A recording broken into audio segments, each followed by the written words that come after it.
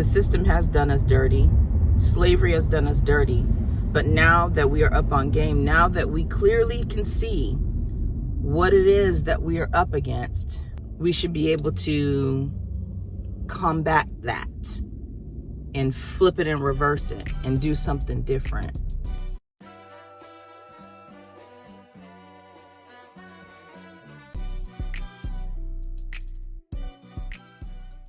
Hey everybody, welcome back to my channel. I appreciate you being here. This morning I was listening to an interview with Jesse Lee Peterson and that one Asian guy that does like culture stuff. Jesse Lee Peterson is a controversial person. I don't know if it's a caricature, if that's who he actually is, but he likes to pretty much troll people and ask questions about the black community and why blacks are this way and why we don't do this. And he asked this guy, China Mac, that's his name because he's Chinese. He asked China Mac, why does he think black people don't follow after the Asians that come into the community, start businesses and build their community up? And China Mac was explaining to him that black people, you know, have the system against them. You know, drugs being brought into the communities, guns, things like that. And Jesse Lee was like, well, who's in charge of the system? Who are these people? And China Mac was like, just the people that's in charge, the people that controls everything, you know?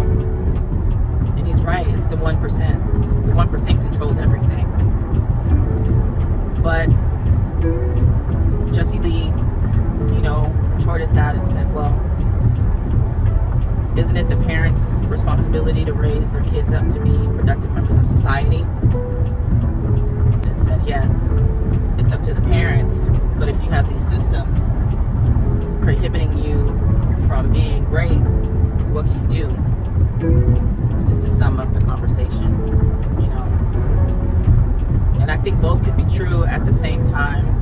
Yes, we do have systemic racism, and there are, you know, programs in place to keep a certain demographic down. I guess I wonder, why haven't we united as a people? I think blacks in America are so individualistic. You know, I hear a lot of times men say, well, as long as I'm doing what I got to do, as long as I'm taking care of my family, you know, that's my contribution to society.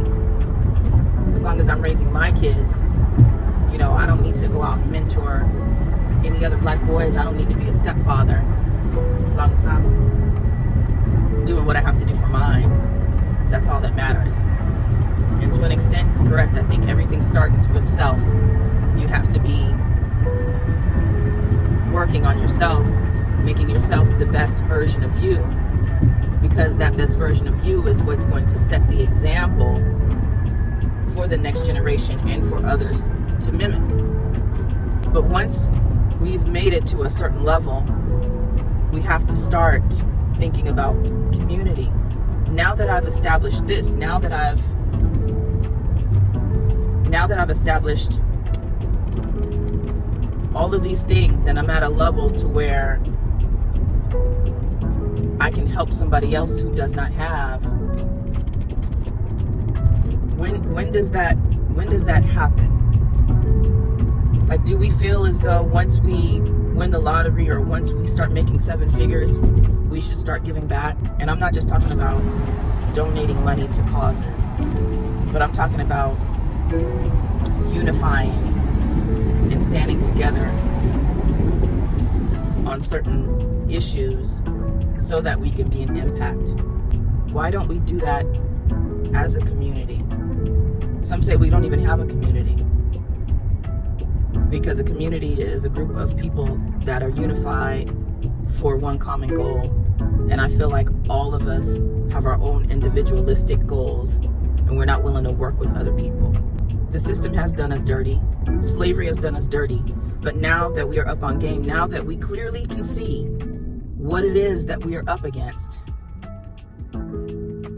we should be able to combat that and flip it and reverse it and do something different. You guys remember when H&M posted that black boy with the monkey on the shirt and it had a caption? There was uproar on social media. people said, we are standing together. We're going to boycott H&M.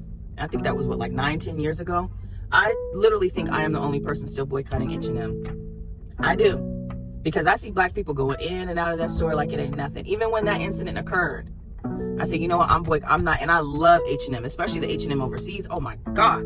They have good quality, cute clothes for men and women at a reasonable, affordable price. I just love the style, everything. It fits with me, right? Even though y'all see me in t-shirts all the time because I'm either going to the gym or a doctor's appointment. So I normally do not dress up unless there's an occasion or something like that. But I like to wear nice things, and I love me some H&M, but I was willing to sacrifice for the greater good so that H&M could go under for what they did. But do you think other people, even when that happened, I would go to the store past H&M, there would be black people going in and out. And I was so upset because I'm like, dang, y'all don't stand for nothing. Like, we don't unify for anything. And I'm just saying, like, we have the resources. And we also have the eyes to see what is clearly happening, but yet we still do nothing together. Why don't we trust each other? Slavery was less than 200 years ago, right? So I think because that's still such a short period of time, we're getting there and we're going to get there, right? Maybe it will take the amount of time that we were in slavery to be out of slavery to finally get there. I don't know. But at the same time, almost 200 years ago, it's still a long time as well. There have been many generations made since then. So because of that, why haven't we been able to figure it out? You know, there are a lot of us that are just barely making it, just trying to survive. Just trying to get those basic things that are on that first tier of Maslow's hierarchy. And those people, I understand. I understand. You're just trying to survive. We're just trying to make it. We're just trying to get through the day. But then there are those who also have self-esteem, self-actualization. They know where they are in life. They know where they're going. They're operating in all of the 5 pillars. They are trying to consistently improve in their mental, emotional, physical, financial well-being, spiritual, all of those, right? And some of us have a good handle on that. Yet and still, we decide to keep everything that we have rather than spreading the knowledge, rather than being emotionally intelligent with each other. You know, sharing the wealth. Building organizations, volunteering, helping the next generation up. A lot of us just want to stay in our bubble and just keep what we have rather than sharing. And that is a very individualistic and a very selfish way to be. You know, a small group of people can't make a huge difference like that. We need numbers. There is power in numbers.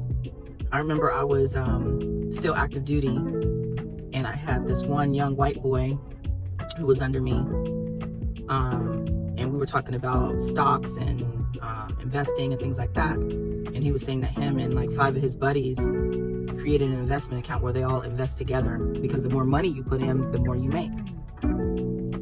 You know, and I don't remember what he said they plan on doing with the money once they get to a certain level, or what the end goal was.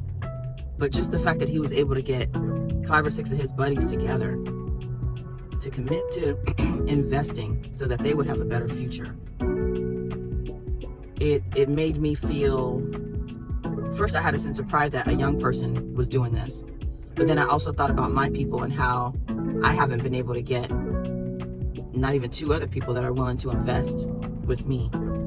Because I've tried. I've even gone on social media platforms. I've talked to people, you know, me and some friends of mine he was bringing in his homeboys and things like that, and we were going to create this group where we all pitch in, put this money together, and then whoever has the best idea as far as starting a business, that money would go towards that. We couldn't even get past the initial first meeting because nobody trusted each other. It was a lack of trust, you know?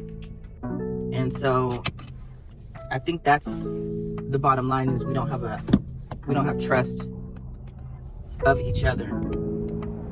But at some point, something's got to give, and we got to start trusting each other. But in order to gain trust, we have to show that we're trustworthy. You know?